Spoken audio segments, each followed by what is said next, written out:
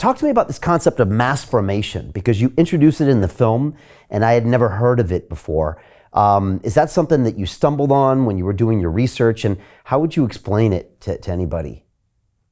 Yeah, well, I interviewed Professor Matthias Desmet, who wrote a book on totalitarianism, and he really has helped to amplify the awareness around the world of what mass formation is.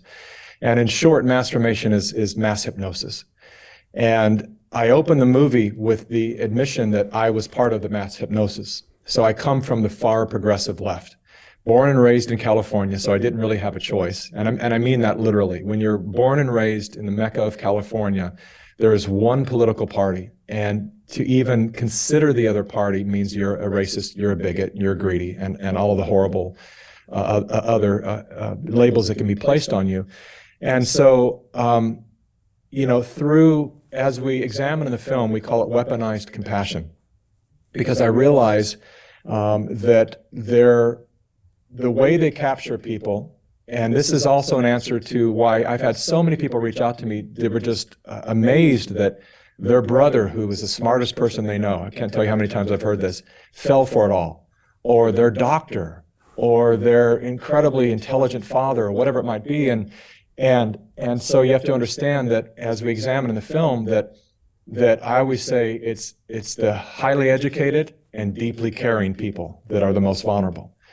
And it's the people somewhere in the middle who work with their hands, who somehow have a connection with the earth still, and somehow have a connection with their own humanity, that were the ones that have a little common sense left to say, I'm going to wait, I'm going to hold off. This doesn't sound like a logical, wise move to put something experimental into my body. I'm just going to hold off for a couple of weeks. Let me see how this goes. While the other ones who, the highly educated people are the ones who spent so much time bowing to authority. Their whole life has been in some kind of government-funded education, university, whatever it might be, med school, law school. And so they've become so adept at just listening to the person who has more stripes than they have, that they don't question authority anymore. And that becomes very dangerous. Then you have, I don't consider myself in that ranking. I consider myself the deeply caring person.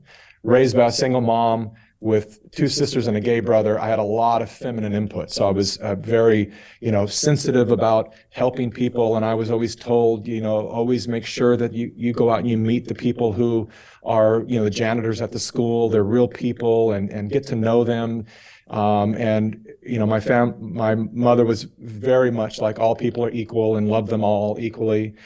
And so, it really instilled this balance in me that I recognized later when I was on the road with Bernie Sanders. And that's where my awakening began, was I hear this gruff little character start to regurgitate these talking points that really moved me.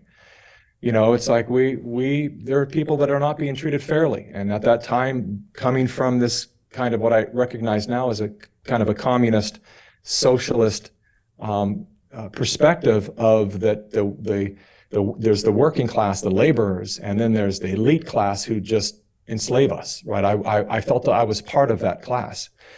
And then Bernie Sanders comes along, he starts talking about helping women and people at the bottom and minorities, and it just struck me. And I thought, I remember, I said out loud many times, I wish when I was growing up, we were raised on welfare. Mom with 4 kids on her own, her husband was killed.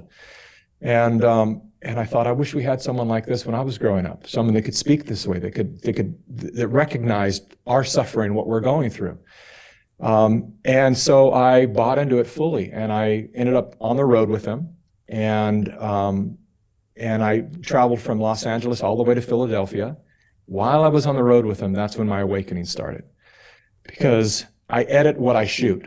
And I've learned through the years, I know when I have a complete answer to my question, and I won't stop until I get that answer, because I don't want to get back to the edit bay and realize they didn't really answer my question. So I don't really have a totality of the story here. And I'd never experienced the dissatisfaction of answers to my questions like I did when I was on the road with Bernie Sanders. I would ask very clear, very direct questions. What is the difference between socialism and democratic socialism? And they say, well, it's socialism, but it's by and for the people. It's different. People get to control it. And I'd say, okay, well then how do you pay for all the different things that you're wanting for free? And they'd say through taxation. And I would say, well, who's going to collect the taxes? And their eyes would cross.